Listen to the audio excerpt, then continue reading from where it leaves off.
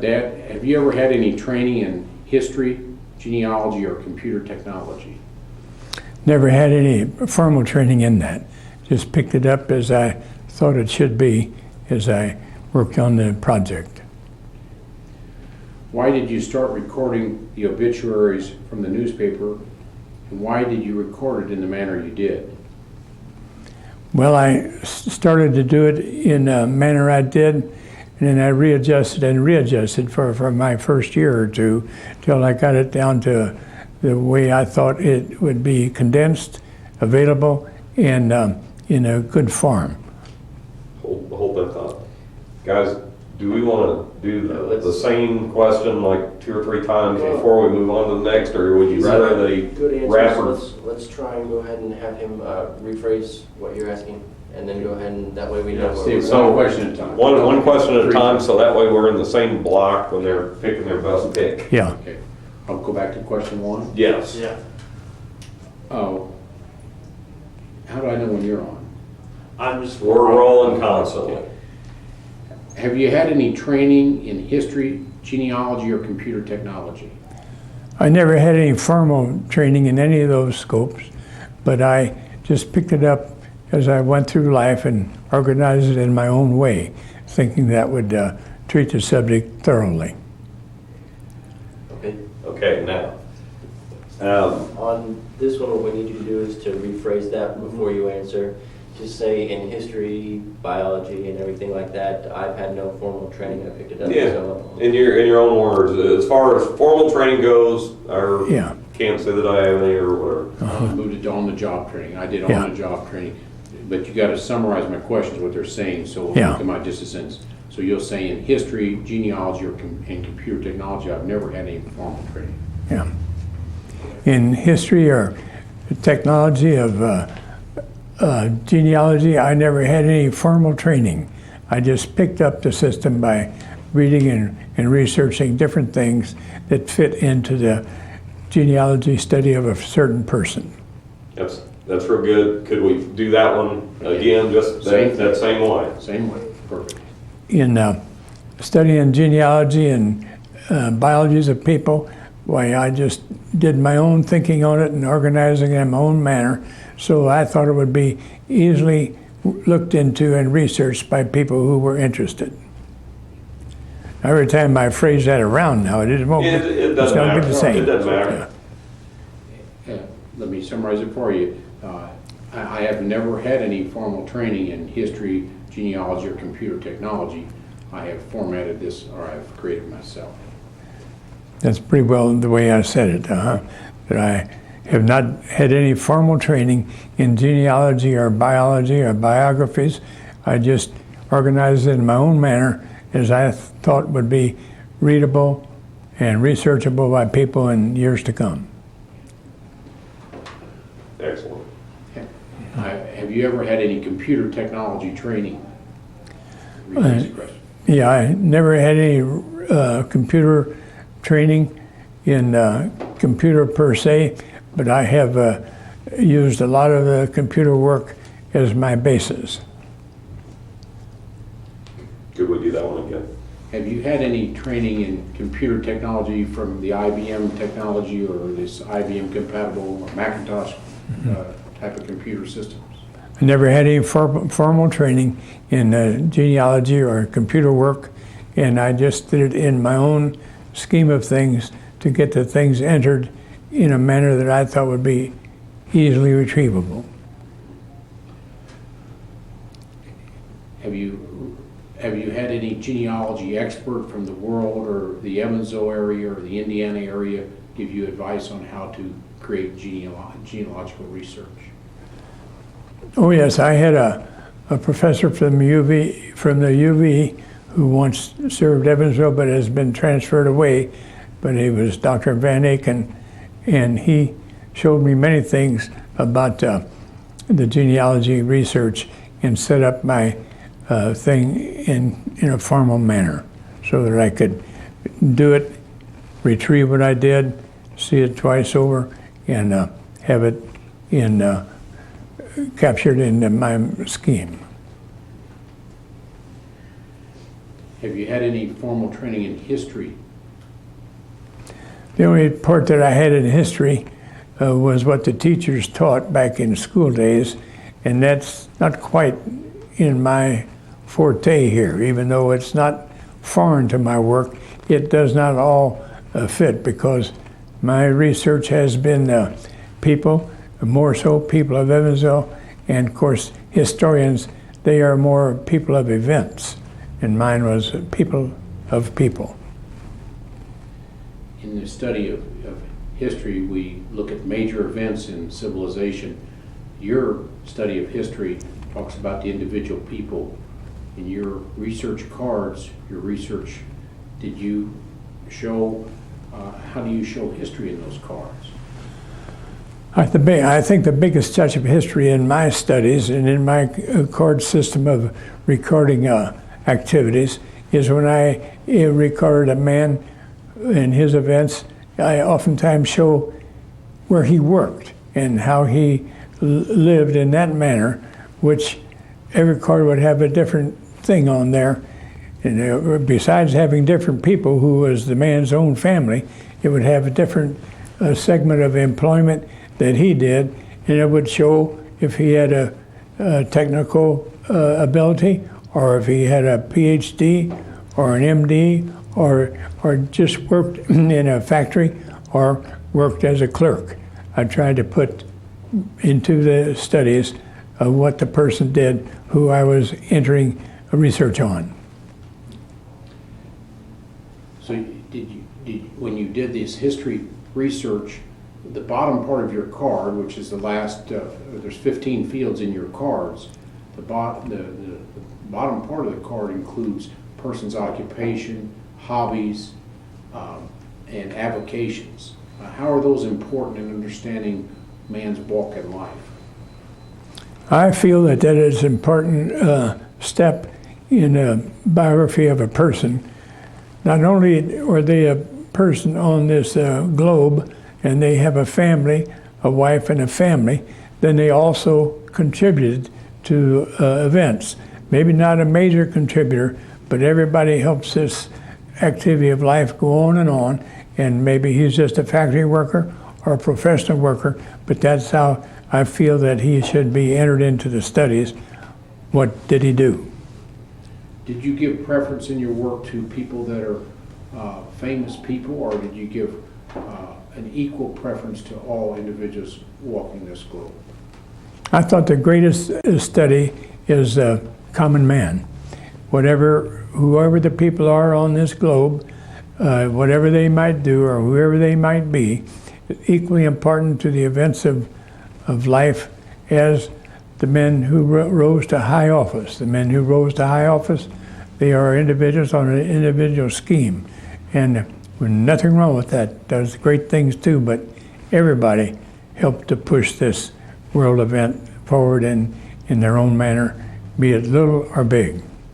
On people of notoriety in the world in our Evansville scene, you gave them equal credit to the man that was a common laborer or a professor.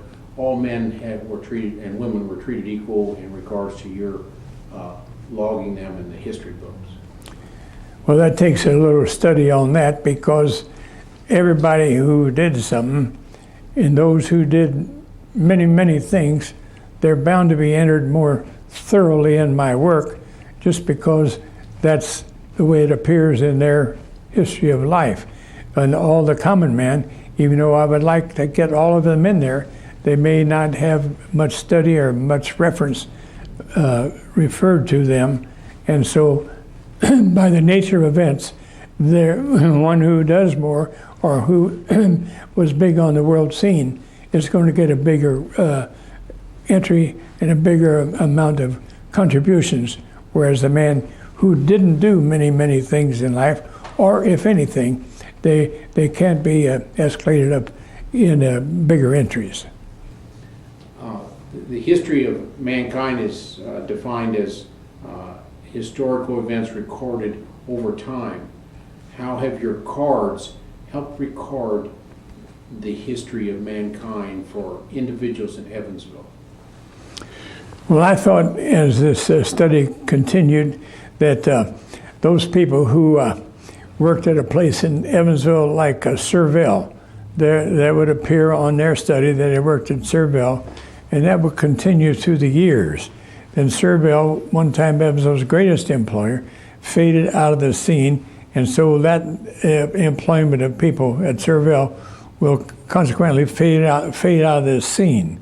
But not really, because even though Serville may phase out from the Evansville scene, the person who made his livelihood by working there and contributed to the manufacture of refrigeration would live a long number of years after Serville disappeared.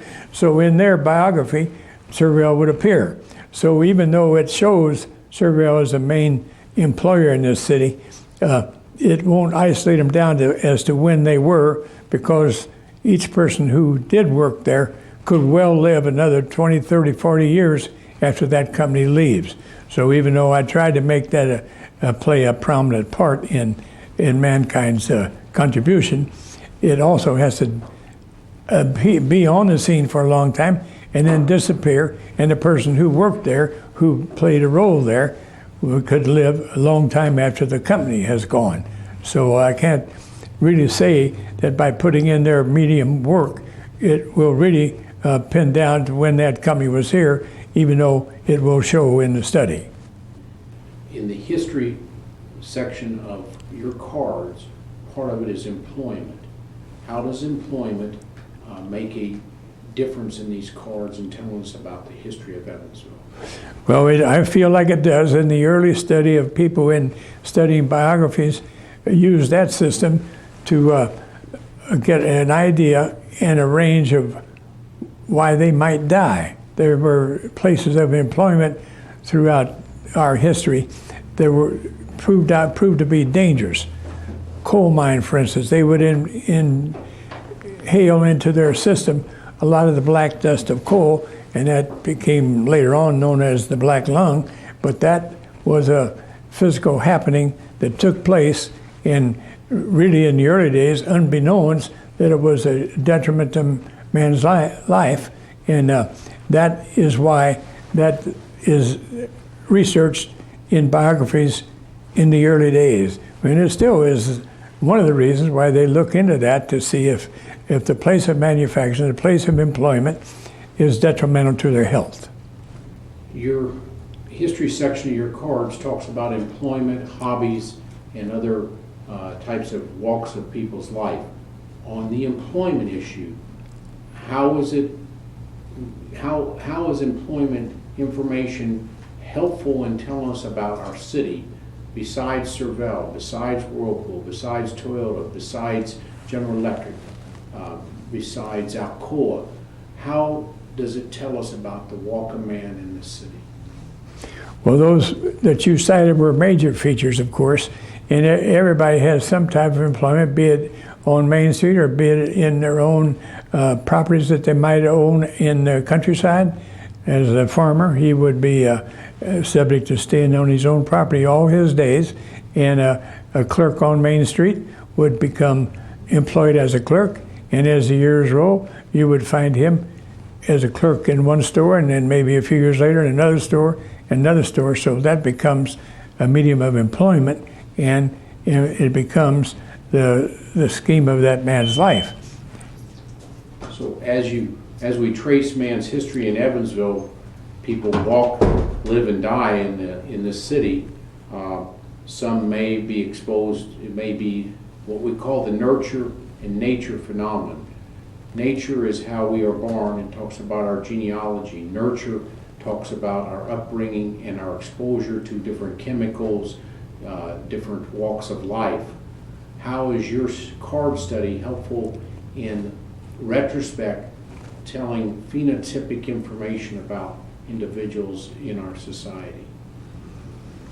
It could be helpful that whoever would research my paperwork or my card system, but the real thing is the place in Baltimore that watches all over the United States to see in big magnitude what people's health was like, and if certain things in certain communities would be detrimental. So my little pipsqueak of a work wouldn't measure up at all to the magnification of those who really did this to put census together. It really is a census factor also to put that together, and in their questionnaire they ask all these questions and more than I do. In regards to the history of Evansville and civilization in Evansville, we see the walks of people. The walks of people are their hobbies, their church, and their occupation. Can you amplify how you've listed all churches, all hobbies, and all occupations on your cards? In listing all churches and hobbies and employment on my card, it's sort of a plate of graphic information showing the membership of the church. I always thought that was important to a family growing up. I didn't show all their schooling or their grade school or their collegiate work, but that would be an interesting study too. I have some of it in there, but not in a vast amount. And then hobbies some way or another reflect a man's walking through life, because they may take on a certain hobby, and that may become strenuous, or that it may become contribute to their adaptability in things. And so each of those things that a man does, if he does it in vast numbers of years or vast amount of time in pursuing a hobby or a second occupation or something, all that has to do with how a man makes this walk through life. As a person observing history, many historians or genealogists will look at your cards. What value do you think they would have of your cards? Well, one of the great values of my cards is genealogy, where you could build a family up or down, taking how far back you go in your medium of research. If you go back far enough, you show the grandparents or the great-grandparents, and before too many years go by, here comes another level of this family, and so many more years go by, another level of the family. So it is a great medium to build, can we say, a family tree from step to step. But I don't get it all, but I get what appears in the paper. Now, everything doesn't have appear in the paper. That depends upon the reporter or what the newspaper decides to collect and make as a part of their entries. So as a historian walks through this world and they look at your cards, how do your cards help them find out more about the people of Evansville, about the genealogy of people in Evansville, and how easy is it for them to find information from your cards? Why are your cards easier to find information than me going to the newspaper itself? Well, the biggest step that I think that I made in my composing all this together is switching from chronology to alphabetical. Now, a person who is researching a man named George Jones or Harry Smith or Pete Brown, they don't go to a date of like the date of in January of 2006. They get this man Jones or Brown or Smith, and they go to his name. Now, going to his name is where I put these entries, whether they be big or small or meaningful to some people or not. It still has in my entries who they are. Most of my entries now are obituary cards, even though I have as big a collection of other cards as I have obituary cards. But the obituary card shows their age at that time. So you can, if a person were to die in 1990, the card treats to their lifetime, which would have probably been from 1920 to 1990, which ends up the average, close to the average of people's life, a 70-year period. And during that time, I wouldn't have all their contributions logged into that entry, but I usually have the main thing. If they worked in the factory in Evansville, that main thing would be on. If they went to a big church in Evansville, that would be on there. And then, of course, comes down with the main thrust, the family. And if they had 3 children, they would be listed. If they had 4 or 5 siblings, they would be listed. So the research of mine is still people. Your source of information, as you just said, is the newspaper. It depends on the accuracy of the newspaper. It depends on how many things the newspaper lists. Are there very many people in Evansville that die that the newspaper does not have an entry on their death? By the thousands. But that's why I did this work on the newspapers recording the people in instances as they came through. Now, of course, the newspaper is made up of violence and other misdeeds of people. So in all my research, I have never logged or never entered into my work murders or robberies or misconduct. I only go through the paper and pull things that are contributory to the excess of this method of life. And so I haven't pursued that element of people in my work, even though that is findable in the newspaper. But what I pull out of the newspaper are the credits that a person receives. Like if a person worked at the bank and is promoted by a level or two, then that's a credit to he and his family. So I try to get those into my studies.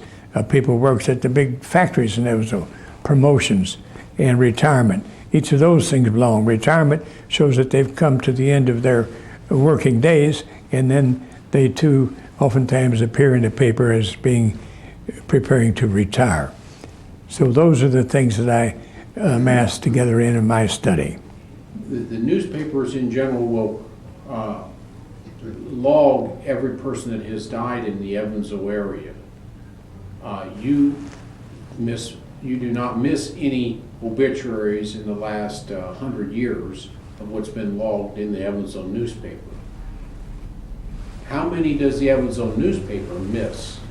Because if the Evansville newspaper misses an obituary, then you miss it in your cards. How often does that occur? Well, in my research and in my study on that, in the thousands of funerals that I've had over the past 50 years, 50 plus years, I've only had maybe, now this is a vast study now, I've only had maybe one or two or three families in all that period of time to say, I don't want this put in the newspaper. And if that be true of me, that also can be parallel to other funeral homes.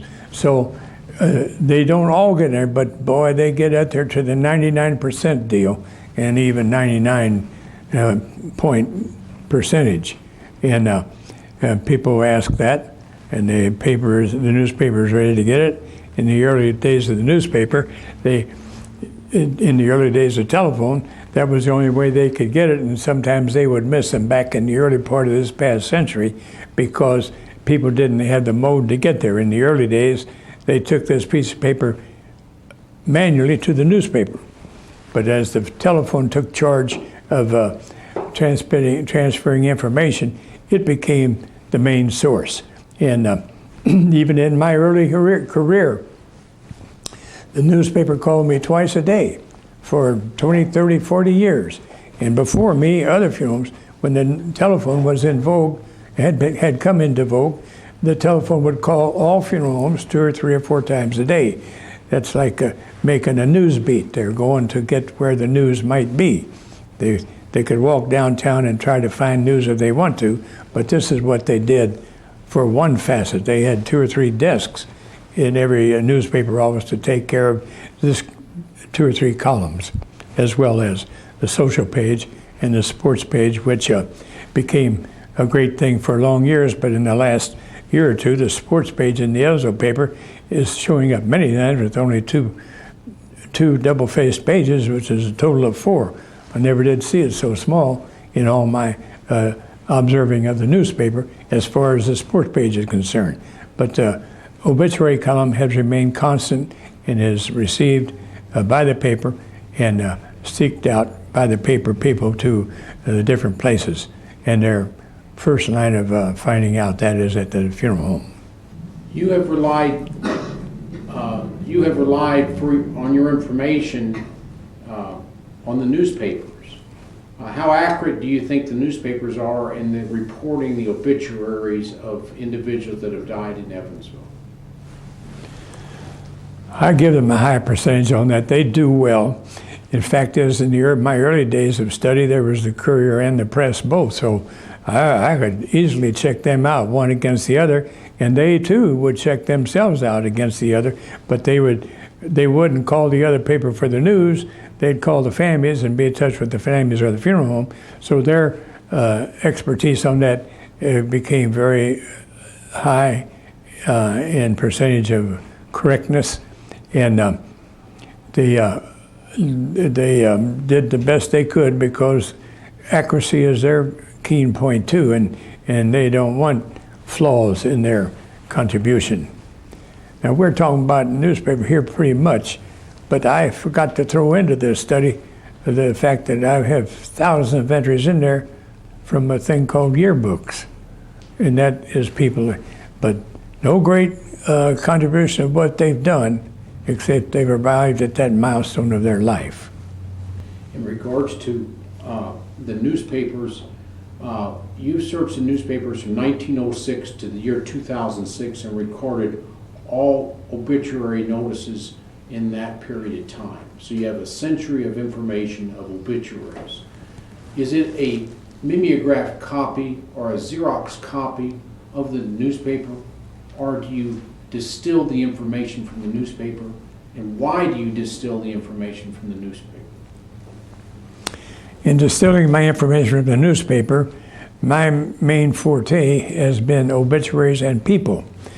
And that's been what I have pursued from the paper. And I have done that mostly from the paper itself, at least in the last 50 years of the century, of the past century. But in the first 50 years of the past century, it was by Xerox. And what I did for a number of years is go backwards in the newspaper from 1950 or 45, wherever my starting point was, go backwards and backwards and backwards, and I photostated from the paper the obituary columns. And I didn't do the other part of the paper like the sporting page or the society news. But as I chased the paper to find the obituary page, oftentimes I found something of a person that was noteworthy, and I might have photostated that, made a clipping of that, which sort of filled up my people study work through the years, but never as efficient or as powerful as it is today. I comb the paper from page to page, but I don't take big write-ups. I just take little vignettes and little contributions to a person and what the person did. So my work is not a total newspaper. They're much better at that than I am, but that's a chronological entry. Mine is alphabetical. As I look at the obituary column in the Evansville newspapers has many things listed about a person, their accomplishments, and their family. You, in the 1950s, divided all those accomplishments, all those pieces of information, such as the name, the date of death, the age of death, the cemetery, the funeral home, possibly the address, the ancestors, their employment, their hobbies. All those were kept in a separate category, a separate field of information, just as we would in the computers of the 1990s and 2000s. How did you arrive at these different fields of information that were frequently seen events in the obituary column? How did you arrive at that conclusion in the 1950s to separate them into different categories? When I created this study, for the first year or two or three, I battled back and forth with this idea, and I got it isolated down to the format that I have that picks up maybe 10, 12, or 15 item lines on this card study, and it could be put into a computer machine so that if you wanted to know everybody that worked at Whirlpool, all the names could appear. Now you got to remember that these are all the names of people who have died into my study like that. And so that was what I wanted to do, is have this card obedient every time, so that if you did a reference on the card system that I created, if you, for instance, if you pushed number 13, up would appear that the person had 3 grandchildren. If you push number 4, up would appear perhaps the date of death. You push number 5 or 7, up would appear the spouse. If you pressed in item number 6, I'm transferring this thought of yours to a number system just to give an example. If you punch number 6, up would come his hobbies. But all those things sort of fit symmetrical into every card. And of course, thousands of people don't get second or third entries. They just lived and died, and the paper didn't show accomplishments, which is more often than not. And then, of course, if a person's a front page death of a high official in the community, I would condense them down to where they don't exceed my card.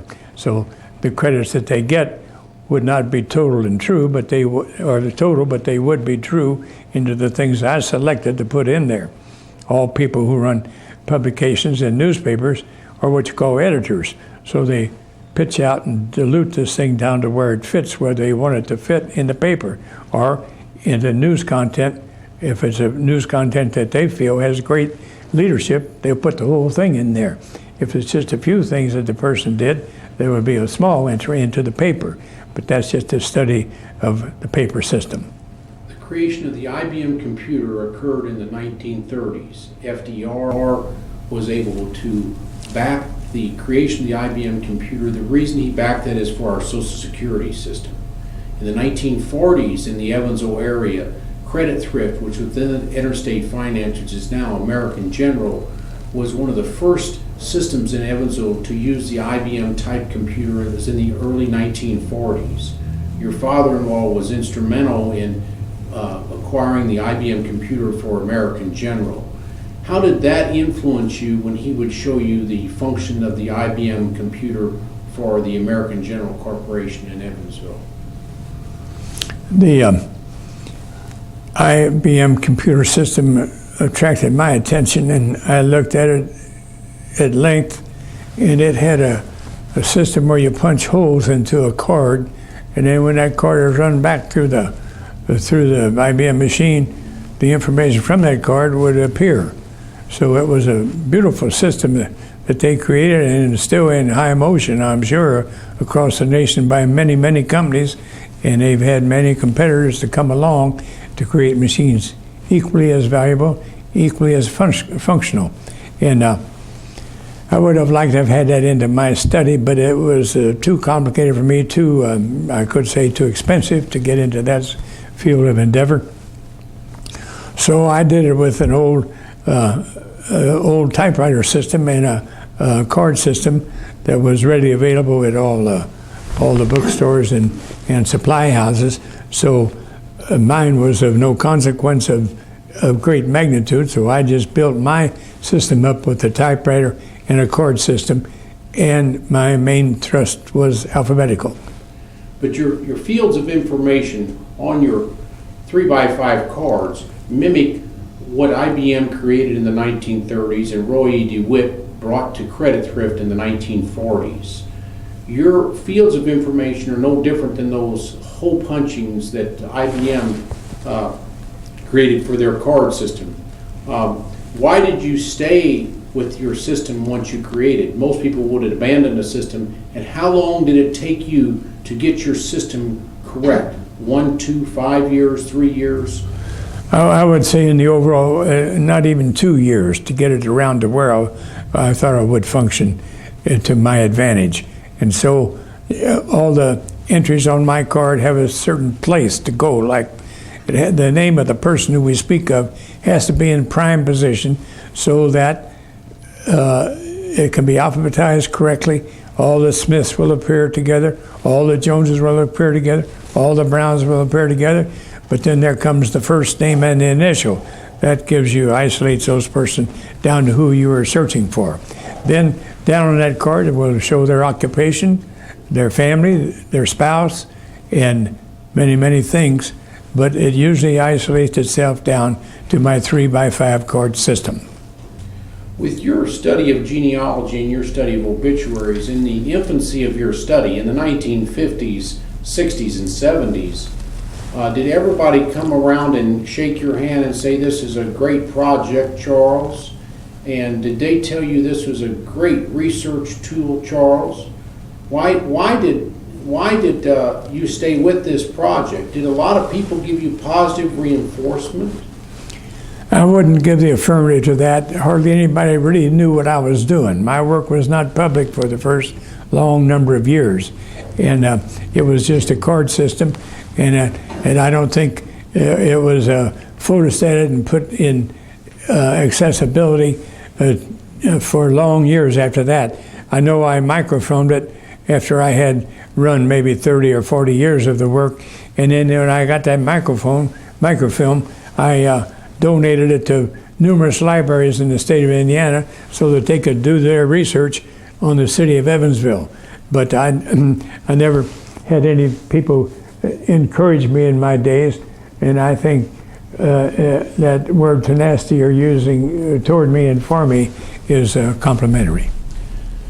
When an athlete gets in a zone, they can do many, many things. An athlete of basketball, football, or golfing expertise gets into what we call a zone where they can forget many other things. Would you think that some of this study you did, you got into some type of zone where you made sure you did this for an hour or two each day, made sure it was done? Can you elaborate a little bit on your zone of not being distracted to other types of things that are very easily distractible in this day and age? My early work on this, to keep from being distracted, I don't know what caused that, but every day in the early hours of the morning, I would peruse the paper, and get into that entry system of mine early in the day. And then when my day started, it would be a natural day like everybody else's. But that's how I did that at first. And it became a part and parcel of me, and so I stayed with it. And now one thing I would say, that if I went away for a 2-week vacation to the far west or the east or whatever, the task of getting back on keel, and when I got back, was often another 2 or 3 or 4 weeks to catch up with the back 2 or 3 or 4 weeks that I missed during this interchange of my time. So it did become a difficult thing if I was missing my desk for any length of time like that. If I only missed it for one holiday or one weekend, I'd catch up on Monday. But otherwise, if I was gone for any length of time, it did become a task. My staff, in the early days, my staff didn't do it. In recent years, my staff does most of my work at the typewriter or at the computer. When I would go through our house at home or go through your place of business, your funeral home, I would go to the basement and I could find many newspapers. I could throw anything away of yours, but if I threw a newspaper away, why would that upset you so much? You were in immediate trouble. If you threw that newspaper away, I went to the wastebasket to get it or whatever, but nobody got out of there. They could go in the Coke machine and take Coke after Coke after Coke, or they could go get something out of the fridge, but they didn't go to my stack of newspapers, even though sometimes if I was gone any length of time, that stack built up, and I wasn't too fast throwing away. I also got fireworks on that of keeping too many stacked in the corner, but that was my medium of research. In the 1950s, your funeral home, you started your funeral home around 1954, you started this project around 1954, and so you did all the obituary notices from the newspaper from 1954 to 2006. Can you tell us how you acquired the information from 1906 to 1954? Tell us the process that you went through at the library to microfilm all this information. Oh yes, I didn't get my own newspaper and get started on this series of collectives until about 1955. I started the funeral in 54, but I didn't get in full swing on this until 55. And as I proceeded for the next 6, 8, 10, 15 years, I was becoming more pleased with my research factor. because it did great things for me or for anybody else who wanted to look into the system. And then I thought, well, somewhere along the line I thought I'd go backwards. So in order to go backwards in this research, I didn't have my grandma keep the papers on her desk in her house, or my mother either, or my wife. And the papers had long disappeared by the time I got into gear on this, going backwards to do the research. So somewhere in the 1960s or 70s, I started to go to the library every day or 2 or 3 times a week and photograph, from their photograph to my photograph, the obituary page of the newspaper. Now the newspaper, or the library, kept a record of the newspaper in total photography. They took the whole reel of the whole paper, including the advertising pages, including the funny papers, including everything that was in the paper, and it's on a reel. It's on a microfilm. So I put the microfilm on the reader machine and ground it page by page, day by day, week by week, year by year. And each time I came to an obituary page, and not always were they indexed on the front of the page of paper, but if they weren't, then I had to chase the paper down to get them. And in the early days of the paper, every obituary was a single entry in the paper, so I had to comb every page. But as the years rolled, they put an index there, so I could frequently just go to the index system, get to the page, get to the page of the obits, hit the buttons, Xerox it or photograph it from the existing photograph of the paper to my Xerox or 8 by 11 that I took out of this machine. And sometimes I'd be getting 8 or 10 8 by 10 papers, just the size that Mark has right there on each paper, because it was extensive on certain days. So I would take those several pages that I would get from each newspaper back to my office, either type them that very afternoon or type them the next morning, and then I would have another day or another few days in my collective and into my system of my 3 by 5 card. Later on, I photostat all that, but the essence of the work is the typing from the newspaper to the 3 by 5 card and then alphabetizing. To reiterate this same subject, from 1906 to 1954, you had to go to the library on a daily basis or on a weekly basis and go through the microfilm at the library, and you had to read the whole newspaper to find the obituary columns. Were the obituary columns in perfect order like they are today, and they're in a certain section of the paper, or did you have to read the whole newspaper to find all the deaths? Some of the early years of the newspaper, the 1906 to maybe 1916 or 2025, something like that, in that area it took a little more investigating because it may not have yet arrived to this total indexing system.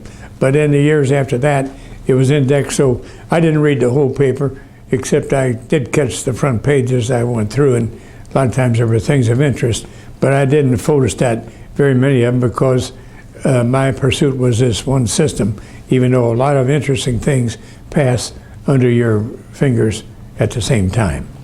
If I'm an individual and my ancestor died in 1920, that's about what I would know, if they died in 1920. What's the advantage of your system as opposed to me going to the library and reading the whole all the newspapers in 1920 to find my ancestor?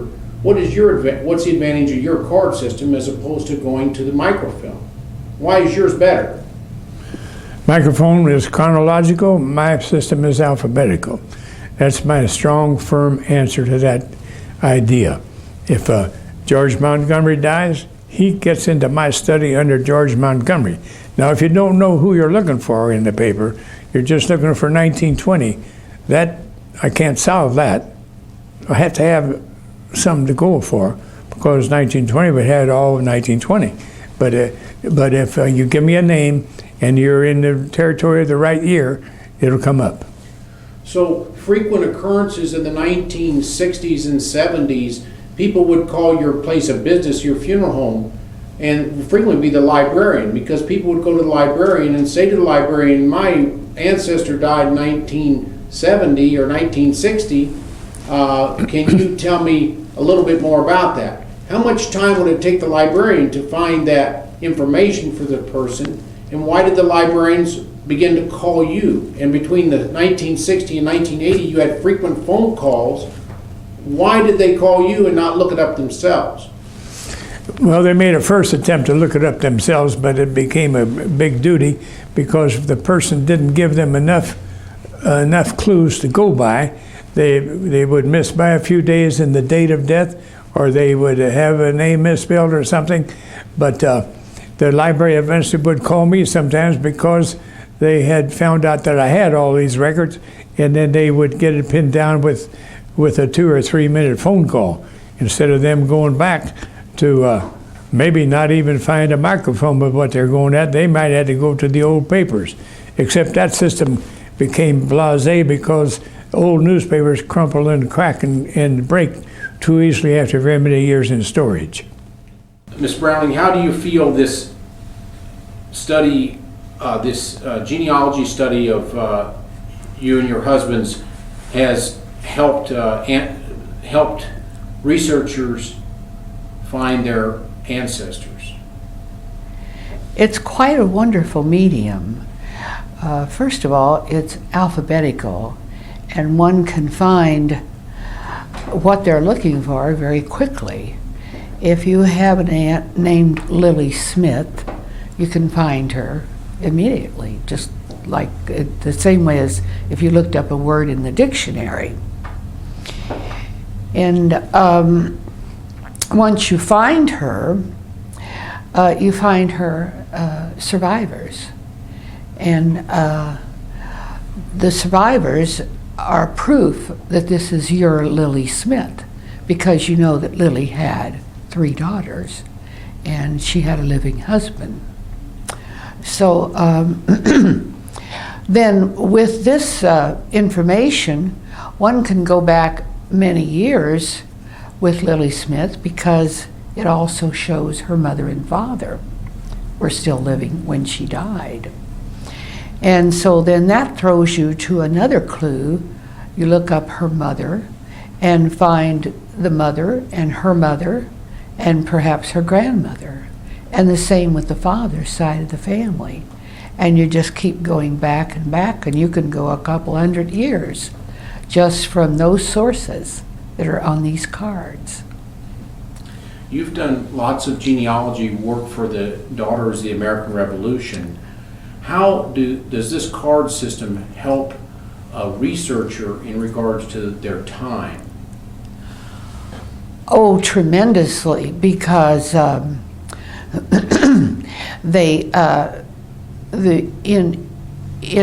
proving that a person has,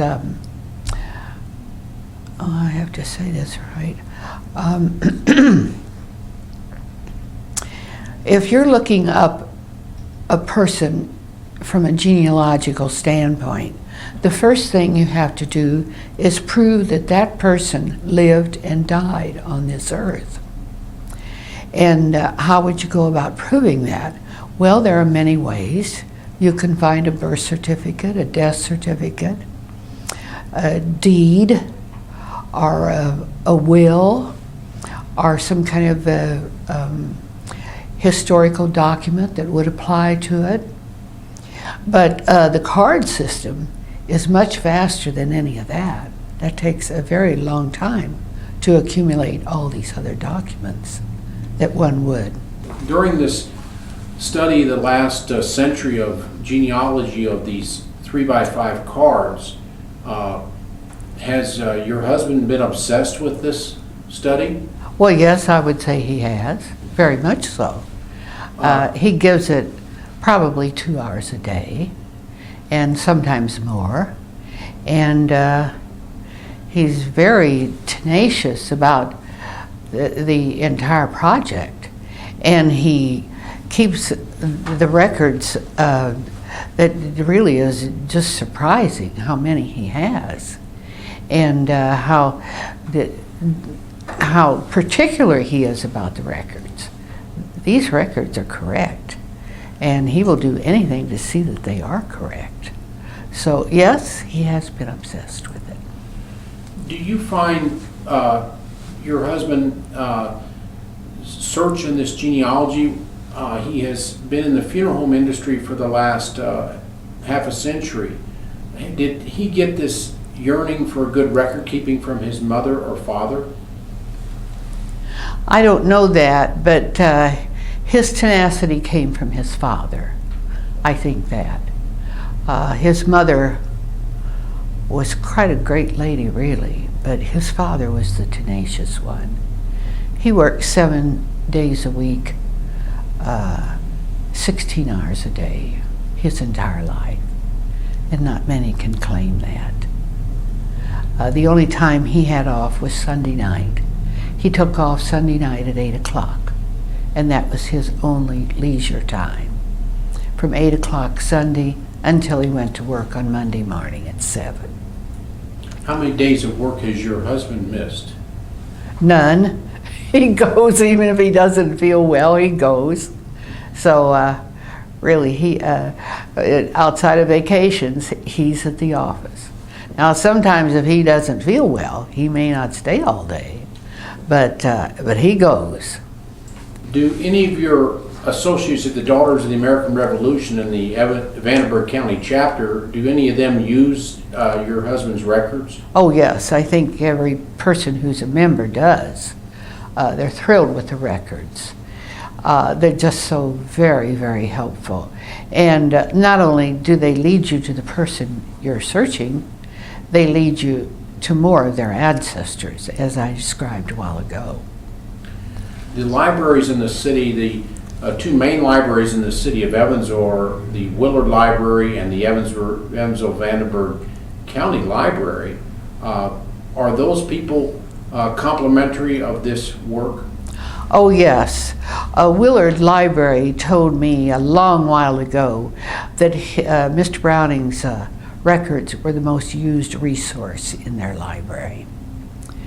Anytime you go to Willard, if one goes up on the second floor and looks at the reading machines, all those machines, all these people are looking at Mr. Browning's records.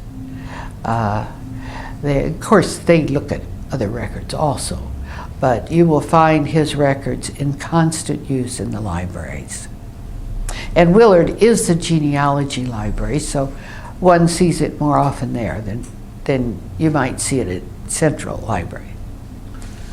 How has the library had foresight in helping this project become computerized? Well, I think they saw the value of it. I think they knew that genealogy is the second most popular hobby in our country. And it just has grown to be more and more popular. And they, of course, try to meet the needs of the public. And they saw that Charlie's records could lead one to the search that they're pursuing so quickly and easily and accurately that they just really couldn't do anything but recognize it with high repute. Your father used to work, Roy E. DeWitt used to work for Charles, and did he help type a lot of cards, or did he see the value in these cards? No, he didn't type cards, but he did see the value. He could see that these cards gave you a first-hand lesson of the city of Evansville. And if you're in business in Evansville, you need to know about the city. And most of all, you need to know about the people in the city. It's a great asset if you know the people in the city, something about their families, how one family ties to another, and another ties to another in a different way, and sometimes there are double and triple ties. And it was very informative, and you think, oftentimes you think, well, I can't remember if that lady has died. Well, it can be embarrassing if you don't know. So you can go to Charlie's file and it'll show, yes, she has died, or no, she has not. So it gives you a social comfort to know some of these facts. In the 1990s, your funeral home started a biography of all individuals. You were the author of most biographies in the 1990s. Can you tell us how you think the biographies of a deceased person has helped represent the Evansville area and will be a good depiction of the history of Evansville for centuries to come? These brief biographies of a person who has died can be very interesting. If you read a number of them, you can quickly see that fishing was very important to people. You can see that camping is important. You can see that traveling is important. You see the importance of pets, of relatives. And it tells you about our society, about our culture. Whereas 100 years ago, people were not at all into pets like they are today. They were mostly farm animals. And 100 years ago, there was no traveling. And they fished to have something to eat. So there were all different reasons. So it tells much about the culture of our society and what is prominent and what is not. And but also the biographies tell about that person. Each person who lives has something important in his life, and it needs to be stated because he lived in this world and he was a critical person, at least to his family and maybe some other people. And we need to record his deeds and his achievements and the good about him and some things about his personality. And the cause of death, because that's genetical and people want to know that. In case they have an illness themselves, they know, well, Uncle Tom died with the same thing I have. So it's heredity. It may not necessarily be, but it does point to hereditary illnesses.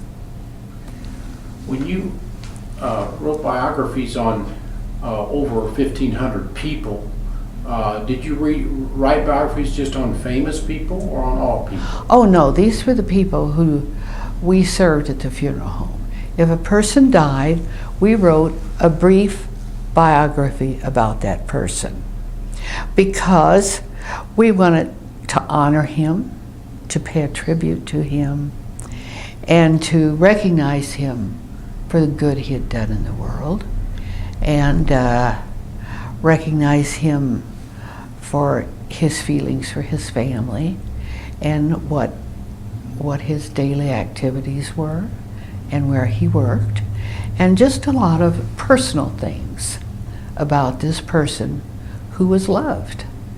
When you wrote your biographies on all the individuals, or over 1,500 individuals in our Evansville area, were you on a timeline?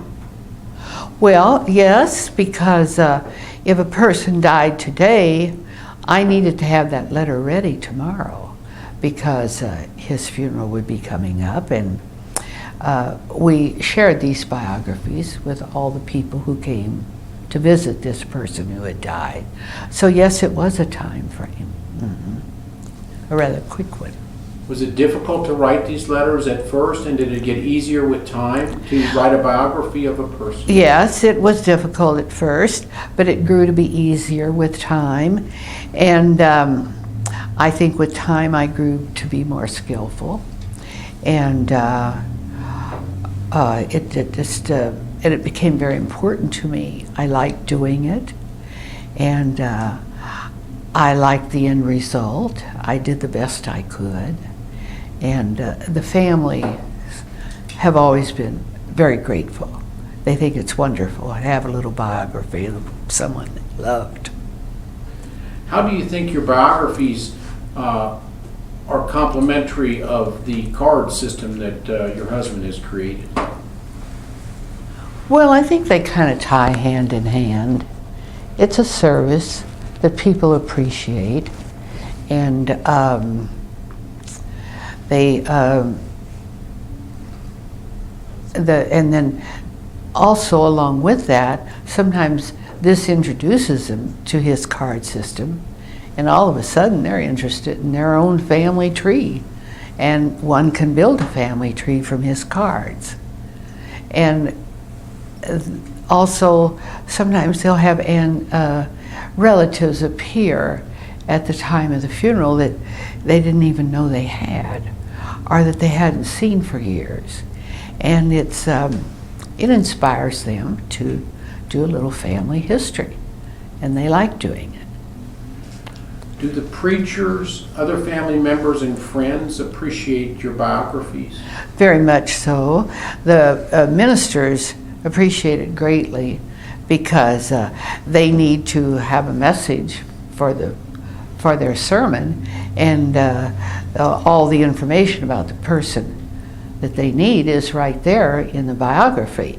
So that eliminates some searching and interviews. So the ministers really like it. And of course it's very personal to the family and dear to them. So they do appreciate it, families. Could your biographies serve as a eulogy, and have they ever served as a eulogy for families? Very often, yes. Very often people want it read as a eulogy. And because we do praise these people, we look for the best and write about the best.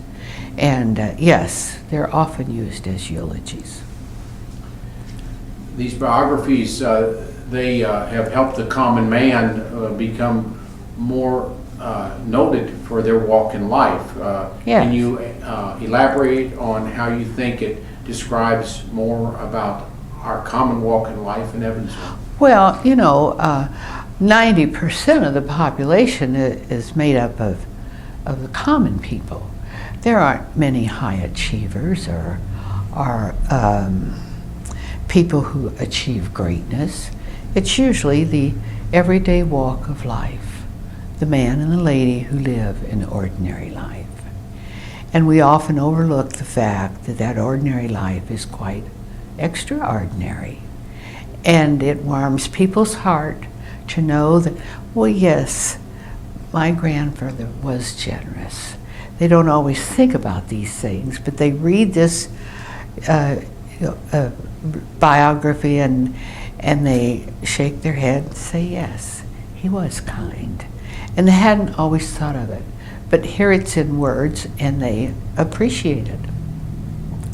Many people have commented that they didn't know this about John Jones, they didn't know this about Phil Smith. Can you elaborate a little bit on how people learn more about a person that's passed away? Well, they just will often say, oh, I didn't know he was a basketball star in high school. I didn't even know he played basketball. And or they'll say, well, he was in the war, and I didn't know that he was a veteran. And it shows here that he was a Marine.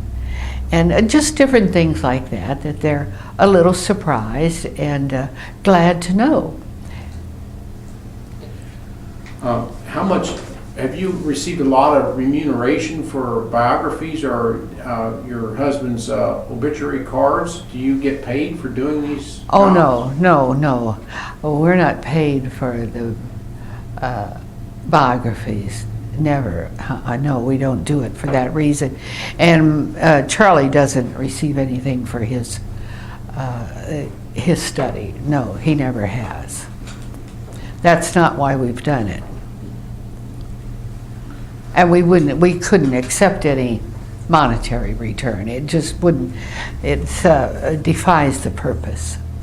This project of genealogy and the creation of a file card system in alphabetical order started in the 1950s. That was 10 years into your marriage. Tell us how your children helped with your project over the last 40 years, Mother. I think they helped quite a bit. Charlie would bring some of these cards home and grab one of the kids here, another kid there, and have them alphabetized. And of course, they like to sneak away too. If they didn't want to do it, why, he couldn't find them. But it got so that they had races with each other, and it was more interesting that way. So they did do quite a bit of alphabetizing, but they didn't do any other contributing duties toward the cards. Yeah, for the most part, it was alphabetizing, wasn't it, Charlie? I feel that's the way it was. But it got to be kind of a game, and there was some enthusiasm and some fun. So, and it was helpful. When Dad or Charles, when you would look at the telephone book or any type of index material in life, you immediately go to the top of the page, and most people will open the phone book up and page after page after page. You have become very astute in finding, never turning a page till you get to the right page in finding an index in a telephone book. Do you think filing over 1 million cards in alphabetical order helped you in finding things in the telephone book and other directories quickly? Oh yes, everything you do in that line of work helps your own education in it and helps you become more adept at what you're doing. You cite the telephone book. Well, you can always refer to the telephone book if you want to exact your alphabetizing. If somebody had a certain few cards missing or misplaced and they were questioning the alphabetizing of it, the telephone book is sort of a Bible toward that.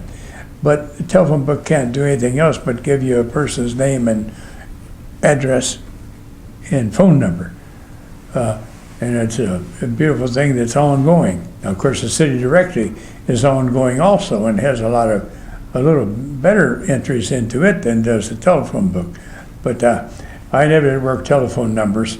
That becomes too difficult and too non-used other than the book itself. So I never did work that into my scheme.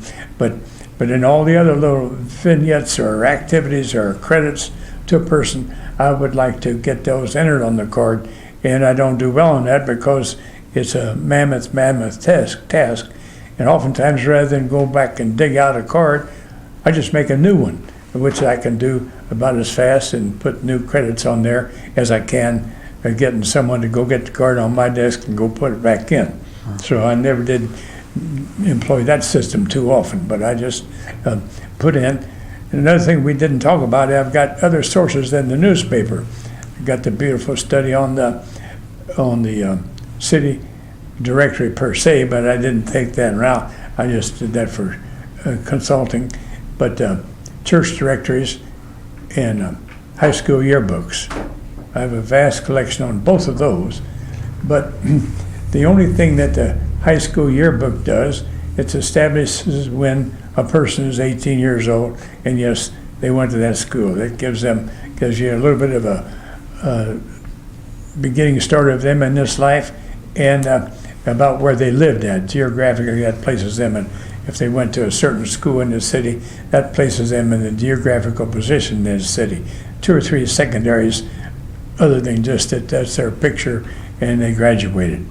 The city directory has 2 or 3 extra things, but they have weakened their hold in so that the last several years I haven't done too well with them because a lot of times they title a person's activity in this world as a technician, T-E-C-H. Well, I can't go far with that because that can be a mechanic or physicist or psychologist, or not quite a psychologist, he'll get a PhD, but other little niches are little things that they've taken away, whereas some 20, 30 years ago when I used the city directory, it would have the wife's name always in there, and it would have employment, like they worked at a certain place in town, or they were a physician, or they were a chemist, or they worked if they worked at Mead Johnson all the times, I got a secondary title. But today, I don't like the entries in the city directory so well because they're mystique or vague or covers a big territory when they put a few words behind their name. But those have been my instruments of research. And the church directories, I only could get them by canvassing the churches and get them at the right time. High school yearbooks, I don't have all those, but I make a canvass to the school each year and try to get them. So I don't have a perfect collective anywhere, but in my obituary work, I've exacted that for all the years and checked it one against another, and I feel that most of the things that came across my desk got an entry. We get to check our work, but sometimes the work becomes too much to be double checked at all times. But we do the best we can to get them in there. As we look at your study, if you look at study of history, a person is born, many individuals will graduate from high school, many individuals will become part of a church, many individuals will marry, many individuals will have an anniversary celebration, and many individuals will often be noted in the paper for credits, and finally an individual will die.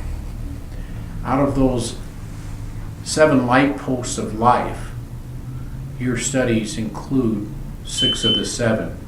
You miss only births, but those are general marks on a person's walk in this world. It's not great detail, but it is detailed. Mother, can you tell us a little bit about, elaborate a little bit on the 8 or 7 light posts of one's life, of how we've ordered that for an historical perspective? Well, I've really never thought of it as light posts, but that's a good analogy. Yes, we have the marriages, we have the education, and we have their work field and their family. So it's an ongoing journey, and then the conclusion, of course, is the obituary. So we do have an example of a span of a lifetime in these cards. That would include marriages, anniversaries, engagements, high school graduation, church membership. We have quite a bit of a person's history, except the birth certificate. In this study, you two have initiated this over the last 50 years. How do you see it as an ongoing project for the next 50 when you leave this earth in body? Well, I think for now, our 4 children have enough enthusiasm that it will continue for the next 20 or 30 years. And if they do indeed have that enthusiasm, and I think they have, then they'll have to set up another method, either with their children or some kind of foundation to continue the project. But I don't know that we could make any plans for 20 to 30 years from now. We just have to depend that our children will do that. Charles, right now you do have the computer process in motion that documents each obituary within usually 24 hours of the notice in the paper. Marriages are usually documented within a week of notification in the paper, and your other historical information is not quite as real time. Do you feel that most of your information can become real time for future generations?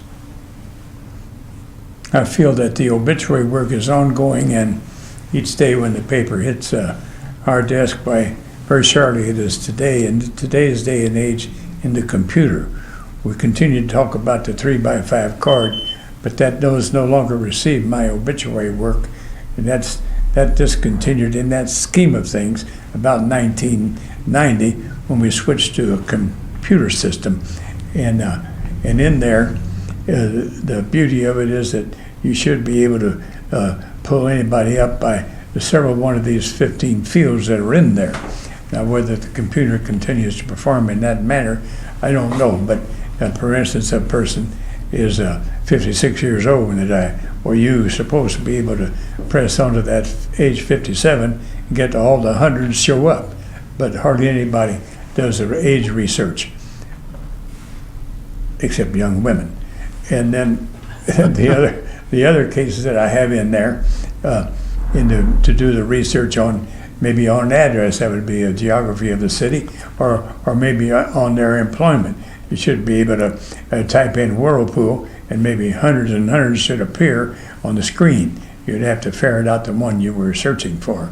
Or if you typed in there the Royal Order of the Moose, which doesn't have big membership today, but that should be readily attainable and found easy on. I oftentimes claim I got a good history on veterans, but that becomes awful big. My biggest history on the veterans was all the veterans were killed in action or killed or died during wartime. And that was my main forte there. But I do have other studies on veterans, which just shows that they were in the military at a certain time, or that they served in the Marines or the Army, or that they were assigned to Camp Shelby, or that they went to the South Pacific, or they went to the North Atlantic. Some of those variables. But my source and recourse to that was the Evansville paper again, which I resort to, because I couldn't go to the various military clubs in town and sit in their building for weeks and weeks on end while I transcribed their work into my system. So I never did go and ask at the veterans offices or at the government office for accessibility, even though sometimes you could achieve that. In a smaller county than ours, I'm sure if somebody pursued this work, they could get an entry to sit there in the county courthouse and transcribe a lot of the different things that they account for. People often say you can go to the recorder's office to see if somebody was in the military, but that doesn't really stand up, because it was just on their own system to go down there and say to the recorder, put me in there. I was in the Army for 3 years from 73 to 76 or something, and that's not always exacting, because only 1 out of 10 people ever went down there, and it wasn't mandatory at all. And the records kept by the Army, they were not switched to us or to the common man, so you couldn't keep that record exact, except what would appear in the paper I caught during the days of the war. Why, the mothers would put in the paper where their son was transferred from one camp in the United States to another. Not that he was in the battle lines, because that was prohibited from the paper, but he was in someplace in the States that was in there, so I would catch that. So my advance in military records is not any better than it appeared in the paper, because I never did go to the veterans office or any place that I couldn't camp in very readily to get all that, which would today be very interesting to the ancestors. So my work is for ancestors. It would be awful nice to have had that. So what I have is not entire nor complete. Mother, have you seen tenacity and Charles in this work? Has he stayed with his work on genealogy, or has he just flittered around and not done the work? Oh no, it's total tenacity and perseverance. All the years he has never deviated. If we went on vacation, he was absolutely positive to catch up when we came home. But it is a daily routine, and it's part of his life, and it has been all the way through every day, and it's absolute. In the 50s, 60s, and 70s, when this information was not recognized as valuable to people, did a lot of your friends or other associates realize the value of this ancestry search? No, I don't know a single person that realized the value. I don't know one single person who realized the value of it. in the early days. And people didn't talk about it that much. You know, you have a hobby and people think, well, you know, that's okay, and they don't do much about it, don't comment one way or another. But no, it was, however, one of the first people to give Charlie support was Ed Howard. Ed was the executive secretary of the Vandenberg Evansville Library at the time, and he came to Charlie's office on one occasion, and Charlie showed him his cards, and he couldn't believe it. It was a jaw-dropping type of situation, and he said, "This is a phenomenon," and he always said that thereafter. Charlie's work was a phenomenon because it was so immense and so widespread. And but after his files accumulated, and it did get bigger, people thought, well, what is this? And they began to look, and they began to see, and they began to understand. It took a while, but when they did come around, it was totally positive. And up to that time, I don't think it was negative. It was just that they wondered and they didn't understand, and what's its value, and a myriad of other questions. But people did come around and were very positive. Can I ask one question? Has there ever been any kind of formal recognition of your accomplishments here locally? Oh yes, he's been recognized with, he was awarded a category of Leadership Evansville. Now, he was not the number one recipient, but he was first in his category for community service. The Daughters of American Revolution that I belong to, they recognized him with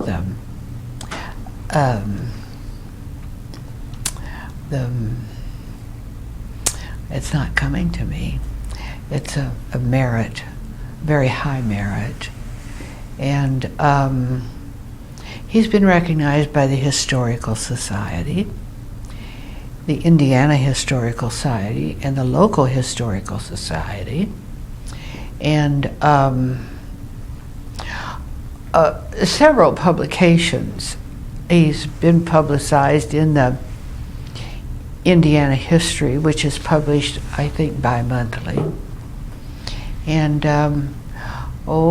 several local type newspapers like the Message and other smaller types of newspapers in the area. I'm sure we've got those clippings to... Yes, and the Evansville paper, of course, has recognized him any number of times.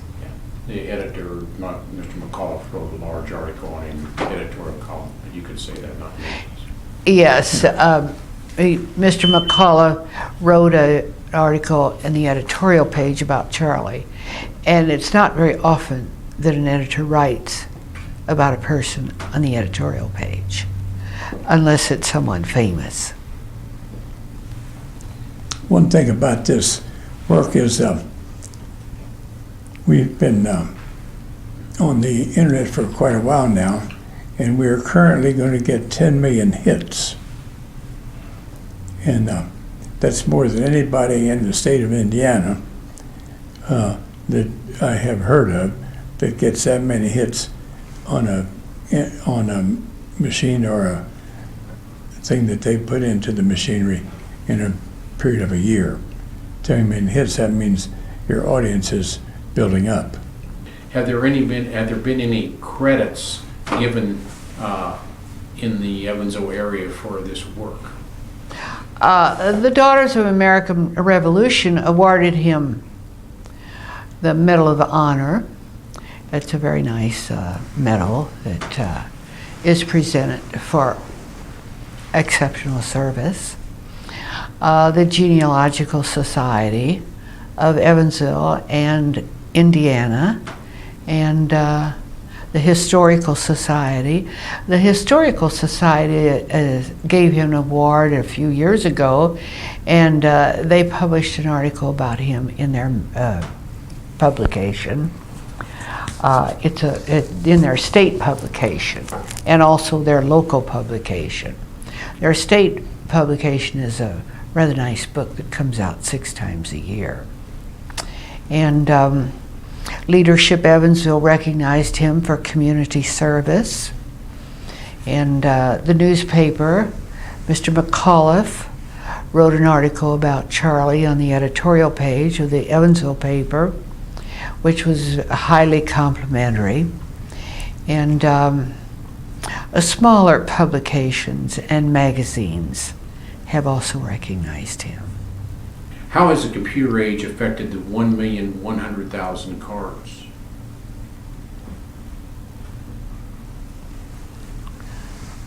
In the computer age, the 1 million cards were put in there by a photograph, so that you would photograph George Montgomery. You would type in George Montgomery, and he would, of course, been typed in at the same time his card was photographed in there, and his card would come up.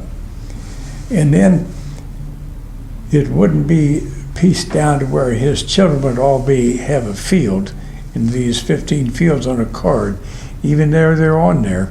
In the day of this age that we're in now, this computer age, of these million cards, they got in there under the top name. Now, that's what I did up till 1990. And then when the computer came into my building, the computer was put in, and entries no longer went to the 3x5 card system. They went to the computer, and it went in under George Montgomery. Then it gave his 12, 15 credits, like his age in the obituary work, his age, date of death, where he lived, and where he died, and who his family was, and what his work was. And that's how it comes up today in the computer, which has been going on for 15 years. But prior to that was the card system, and when the computer came into the existence, then the card system was photographed onto there, but it didn't get the whole ability to pull that card up under all the 15 schemes in there. It would only pull it up under the name of the person, and then that would be on the screen, and you as an individual could press a couple numbers, and that would come a 8 by 11 sheet and giving it to you that way, or you could just sit there and read it and make the notes you wanted. Whereas the more recent time is, you get it up there, or you could get it up there by the man's sister. Now, a man's sister gets a different name, and so if his name was Montgomery, she wouldn't necessarily come up, except she'd come up on the main card. But then if her name became Smith, you could press the Smith and she would come up. So that's the beauty of this computer age. If it is ironed out and sophisticated enough to do all that, it'd be a triple beauty, even better than my simple system of going to the card, which is 2 or 3 maneuvers. But just sit at your computer and bring up George Smith or Henry Montgomery or whoever, here they come, and you get your study. If you're pursuing stuff in such as land of such as interest as genealogy, all these little things you could bring up and make them notebook of your own family or of your cousin's family in the printouts. So it's in there for a long time to come, so it may serve the city of Evansville and the territory for years to come. Some genealogists have told me that 1 minute on your computer can sometimes be equivalent to 3 hours of their work in the past. How can you explain how the computer age has saved monumental amount of time for genealogists? If they get into my computer under my code number there, they can get this whole thing to be available on the screen, and then they can bring up person after person. If they bring up their Uncle George, can I use Montgomery again? George Montgomery, and they bring him up, and then they can go to his brothers, his sisters, and get them up too, or go back a generation and get his mother's side, which would be a different name also. So you couldn't go to the library or to any place at all and get that type of work in any short length of time at all.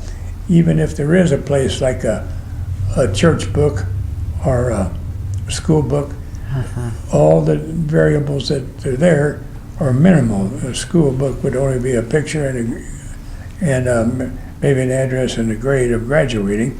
And the church yearbooks, church directories are pretty good. They oftentimes show the whole picture of the whole family with 3 children, one on the lap of the mother and the 2 standing there, and the daddy standing there. So that's pretty interesting and more advanced than these other one-shot deals that I get. A church book will give you that, the 4 names of the children or whatever, and the address. And but it won't give you an age, but it'll give you those features. So each one of these avenues of research has its personal benefit, and sometimes they're missing some other thing that another medium research would give you. So throwing all that together in a composite comes out with a pretty good result, except each of them still only come up individually, like the church book and the city directory or the person or the marriage. They would be 3 or 4 or 5 entries, but yet they would all be under the same name. So pressing your computer 3 or 4 times, you've got that whole thing, and really could be in less than a minute as you become adept at getting the right thing up on the screen. So it saves a vast amount of time because you can't already go anywhere and find it of a person. Now, wedding write-ups that you see in the paper were very big in the 1930s and 40s. Sometimes they'd have the front page of the social section of the Sunday paper with one girl with all her flaming white dress way out there like that. She took up half of the front page of the Sunday paper social section. And there were others through that section of the paper that took big write-ups.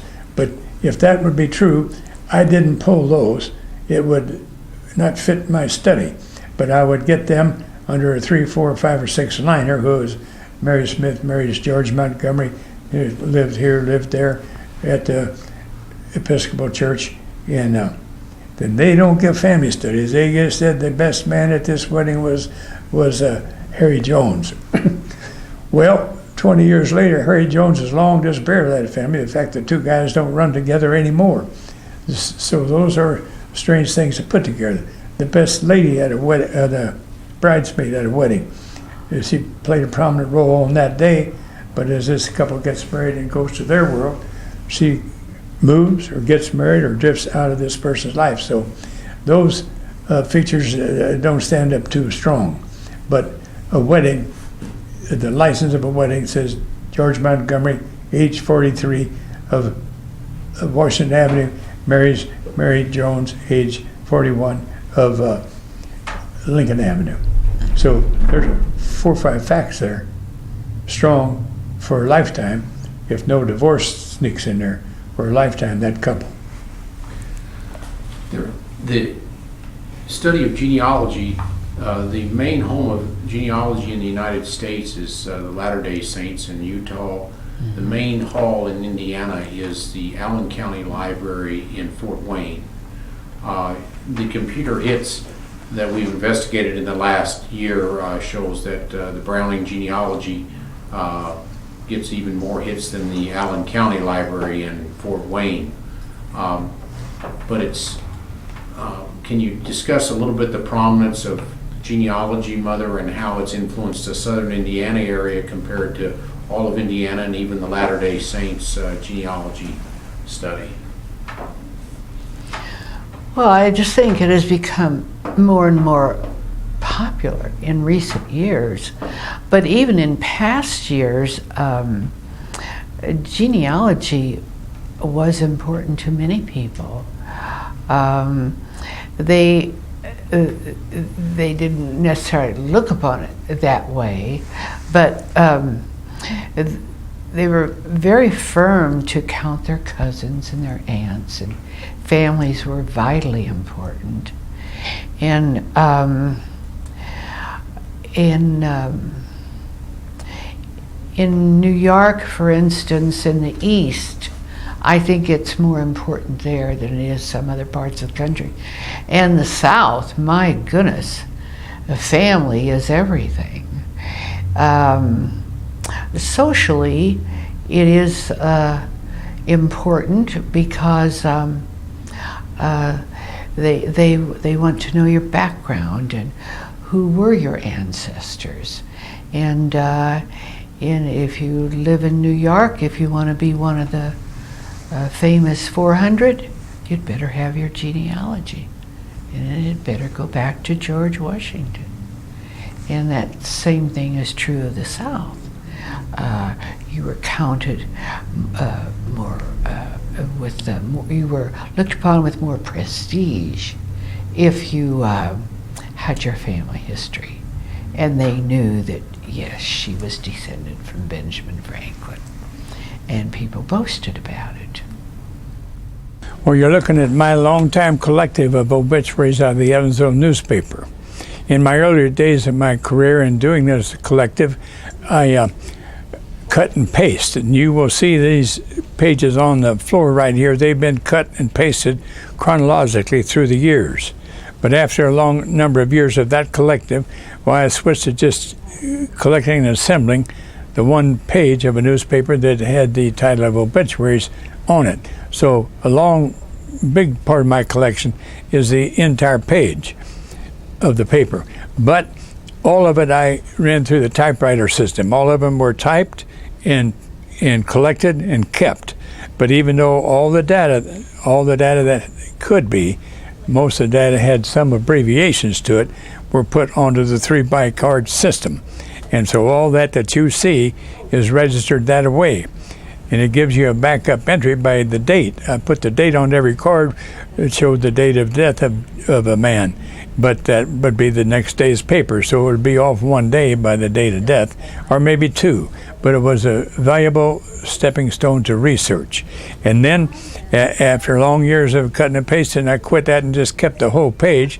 So I would still have that assembly in my collection so that you could go back to that. But you can just as readily go back to the microfilm that I showed you in the other room where things were taken, the picture is where I got my later years of picture from that. But I'm using the phrase later years.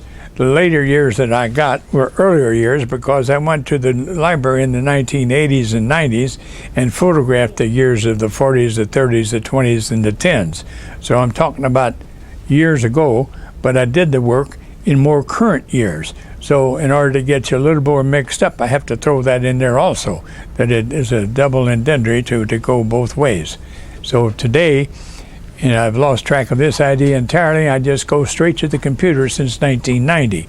So it's another method of collective. Even though it's all now on the computer, it has different systems of getting on there.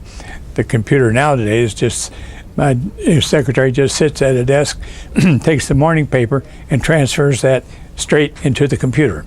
And the beauty of the computer is, of course, you could find a person who had died under their daughter's name, which would be a married name, or under other commitments and other collectives that I have assembled onto that card system. Why are they here at the library? The method, the library now has an idea of taking those and sending them to a gentleman named Dr. Van Aken in Michigan, at a university up there in Albany, Michigan. And the plan is to put on the bottom of my card system, which tells who it is and what they are, whatever is there related to it. So each of these write-ups that appeared in the paper had to be abbreviated to fit my system. So sometimes they might have been a member of the Order of the Moose or the Owls, and I might not have gotten those little vignettes in there about what they did and where they had gone through the world. All kinds of things have to be abbreviated in many of these because they have a greater write-up than my card system will stand. How many years of obituaries are here? Well, I won't have all of them here because I switched to a computer in the 1990 and would force some of my collector not to be here, even though I have all the collectives that I could amass together from the early 1900s, like 1906, up till now. Even though the main thrust of looking these things up is on the computer, the way that I have put them together still remains that I have in collective the original Start the newspaper. What is the advantage of the original newspaper article, which is what is in front of you, over your 3x5 cards? I have the advantage if you're going to look up somebody, because mine will be collected in an alphabetical manner. The newspaper is collected in a chronological manner, but the newspaper would have a greater resource of information than mine would. So both have their advantages. My system is easy, accessible. The newspaper system is more profound in what they have put together. There is a century of collection, but they may not all to be here, but they are in my collective. This is just an abbreviated stack here, so you could see it on this film. But I do have a collection that goes back to 1906. But the reasons it's not all here, a lot of that is a photostated part of the newspaper that I desired to collect, not the entire paper. This collection is not the entire paper. I honed in on just obituaries. So that's what you will see. I have, from the early 1900s, a collection of obituaries, and a number of years, the early years of that, was taken by a photography method. So I just have that isolated part of the paper, much like you see here, but that's collected on 8x5s. Mrs. Browning, how did your father like his collection of newspapers? Well, he didn't like it. He couldn't understand it. They were stacked and stacked, and he would say, "What's he doing with those newspapers?" Well, I don't think I knew what he was doing with them. Sometimes I wonder if he knew what he was doing with them. But no, he didn't care for that. He didn't like clutter, and Charlie can live with clutter. So These newspapers collected for many years. Did you worry about a fire hazard at any time? well, he did. I did too, because there were so many. My goodness, it was just ripe for a fire. Well, I'm just shocked to see 50 years of newspapers and know that we have 50 years of newspapers in another place. I just don't think anybody has 100 years of newspapers. If they have, I haven't met them. But it's a phenomenon. It definitely is. Now, you understand they're not the full newspapers, they're just obituaries, but even at that, it's shocking to look at. How do you think the original newspaper obituary is going to help historians in the future? Oh, it will, it gives all the information that historians could want. Our genealogists, it's, people forget so quickly. They can't remember what was in a newspaper, even yesterday sometimes. So it's a wealth of information. The newspapers, your husband used newspapers as a source for all his card collecting. If somebody threw a newspaper away at the house, or if somebody destroyed a newspaper, would he be upset about that? Oh, that was trouble immediately. If someone took a newspaper or destroyed one, that was immediate trouble. Now, you could take his money, and you could take almost anything he had, but you couldn't take a newspaper. That was vital. That was the most important thing he owned, the newspaper. Mrs. Browning, did everyone immediately recognize the value of his work early on? Oh, no. They didn't recognize it at all. They were mystified by it, and they kept wondering, what is he doing? And he didn't explain much, and so they just would, scratch their head and kind of roll their eyes. But after 30 years of it, they began to see and understand a little bit. But it took at least 30 years, a long time, for anyone to know what this was about or that it had any value. Was this a family affair? Well, more or less, all of us helped in different ways. Many of those ways were small ways, but I helped. I did some typing, I did some filing. The kids did too, but I always felt like I was also a help because I didn't fuss about his doing it. You know, I felt like, well, maybe a strange hobby, but not any worse than working on cars or playing golf or fishing. Every man has a hobby, so I felt like this was his, and yes, it was different, but very harmless, very harmless. Couldn't interfere with my life at all, so it was all right. Did you ever hear anybody say to him, Charlie, that was an awful nice card you made? Like, Well, of course not, no. they would For say- many years they didn't see them, and they weren't interested. They didn't want to see them. This was something weird. And they just, as I say, just kind of shook their head and went on and did not understand.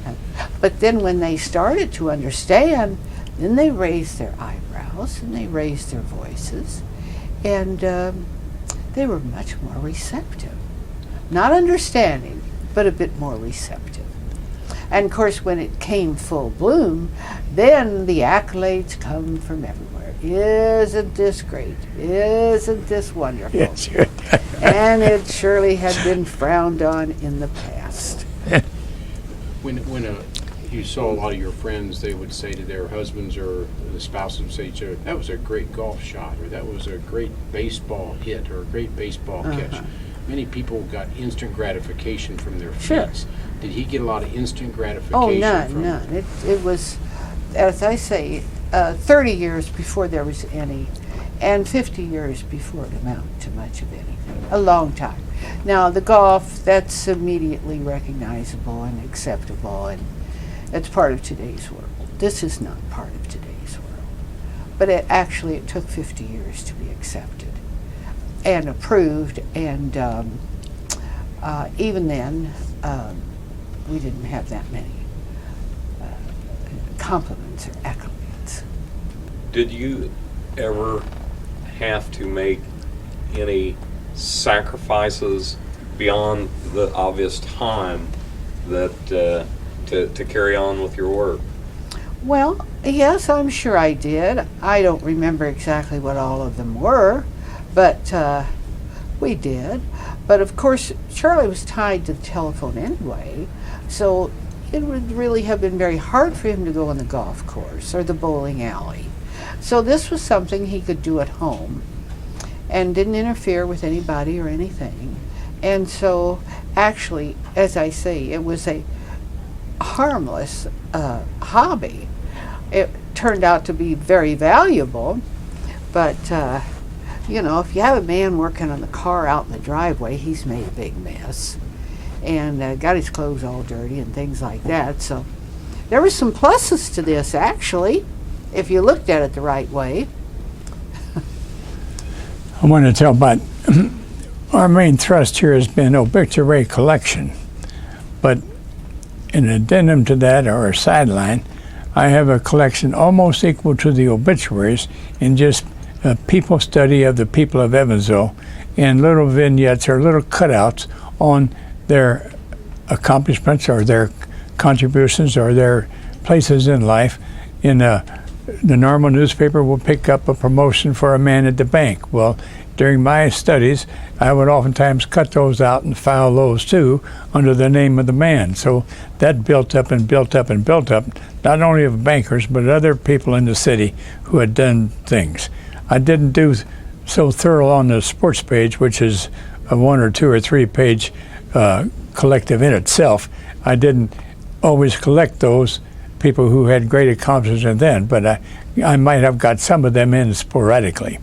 And along the way through life, I started somewhere collecting yearbooks of schools, like the graduating class of each of our several high schools in this city, and I didn't do well on collecting all of them, but I have a mass collective of them now, and I have, through the years, photographed those graduating students, so that being a milestone in their life will appear in my history work, and later in life they may have gone to work at one of the factories in Evansville, or they may have gone to work at the bank or in a finance company, or they may have gone off to the military, and their picture may have appeared in the paper in those collectives. So I have a lot of that in my background too, which has been microfilmed and also appears on my internet sites. Now, if you had asked me these questions 40 years ago, my answers would have been vastly different. Today, I have a different attitude. Everybody has a different attitude. Truth is the daughter of time, I guess. And we all learn from it.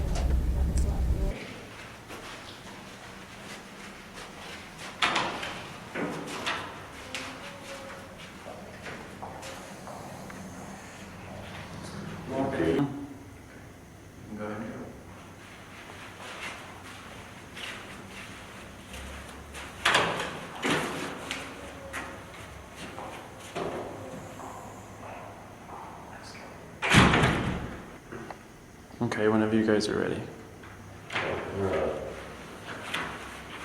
You can walk through. I think that's all I want to All right. He'll give you your key one to open up. Now.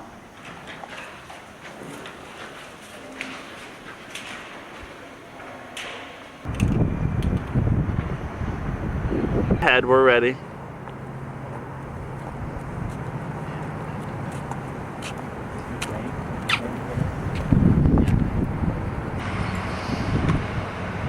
All right, whenever you're ready.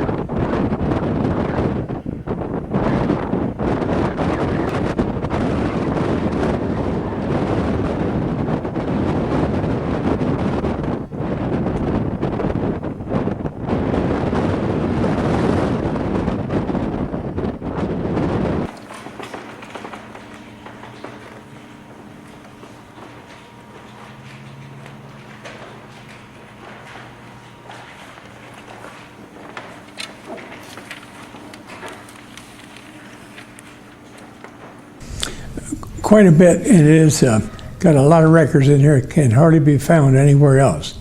It has a historic value, and it has a lot of not only old newspapers but old prints from many ways and many angles, and you could find a lot of valuable Evansville information right in this building.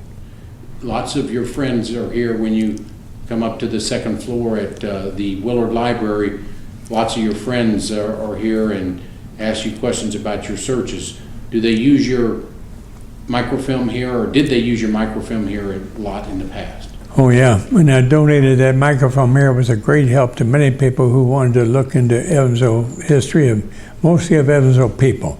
That's what my main thrust was, through the people of Evansville, and I did it by the obituary fashion.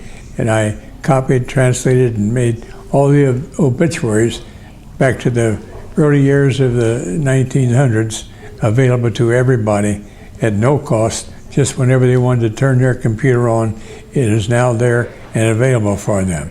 In the early days, it just was on a microfilm, and they had to come here and grind the microfilm to the proper people that they were searching for.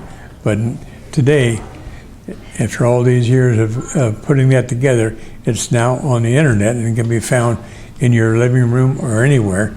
So you wouldn't have to come here to Willard or even to the Central Library to get the information if you were inclined to stay at home. Almost every time when I came in here, I would see somebody with it on the spindles of the microphone reader.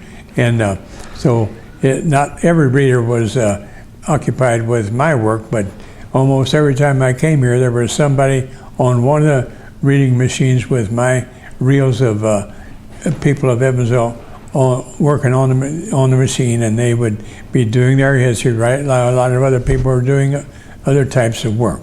So it was frequently they called me here from the library and the other library that the film was breaking in places and it could well be replaced, and I had done that several times. This library is a major source of genealogy for the Evansville area. Can you comment on how your work has helped the genealogical research? I feel that my work has helped a lot of people in genealogical research insofar it saves them lots and lots of time that they couldn't even understand that they were saving. They come and just reel into my alphabetical order of something, and they would find the person they're in search for, and on that information sheet would be other people of that family and their kindred, and they would very quickly find what they were after, and it would give them another line of research and another line of research. So all the time that they saved by my finding my work quickly was then again occupied by the other names that they found to look up. So I thought that I was saving them a lot of time, but when they got into this research, they found other avenues of entry, so it sort of absorbed their time anyway, even though all those historical facts were wrapped in there in some manner. How does it make you feel when everybody takes a look at your research and all the nice things people have said over the years and the awards that they've given you? How does that make you feel looking back? Very complimentary. The awards that I have received and comments and different effects that people have given me for the work that I've done, and I didn't even think this was forthcoming. It's just a medium research that they could hardly find anywhere else. There are encyclopedias everywhere, there are dictionaries everywhere, but there are not this type of work on the people of our community. In that framework, many people have called you at work and found relatives that they could never find for many years. Can you comment on that? Yes, in the early days in my work, it was not on the internet, so they would frequently call me and ask me who and what and where they could find information on their grandparents or great-grandparents, and I would refer them to my microfilm, which was available. It was not yet then on the internet, but it was available to many people, and sometimes I could give them 2 or 3 leads right there on the phone call. So I feel it's been helpful to lots of people. I can't even count anymore the calls that I used to get and the calls that I don't know about today, but the resource people at the library say I am approaching 10 million hits a year on my work, which is almost ahead of anybody in the community and maybe way up in number of hits for other libraries throughout the state. Oh yes, and library's been helpful to me, and they felt throughout the years that I would sit at the microfilm that I was doing something. They didn't always follow me on all my tracks, but after I would get that and type it into a card system and eventually put it in focus for everybody, then they knew I had been doing quite a bit of research. Even though they had seen me, they didn't always see the net result. Record keeping of all the deaths in the Evansville area seemed important to my understanding of the community. Record keeping in an alphabetical manner seemed an excellent reference in my early career. The relatives of deceased are listed in each one of our entries. These will assist in understanding many generations. Our study is unique in that it includes many of the activities of ancestors during their lives. Our study is unique in that it includes many of the activities of our ancestors during their lives. Our study includes user-friendly computer searching. Our study saves hours, even days, of research time. Recording the information in an identical manner on 3x5 cards was the first step. Alphabetizing the 3x5 cards by the last name was the next step. Then we microfilmed the information for library use. Entering the data into the computer began in 1990. All the information was computerized for the internet in 1999. This information is shared by millions since it was introduced on the internet in 1999. This information today is shared by millions since its introduction onto the internet in 1999.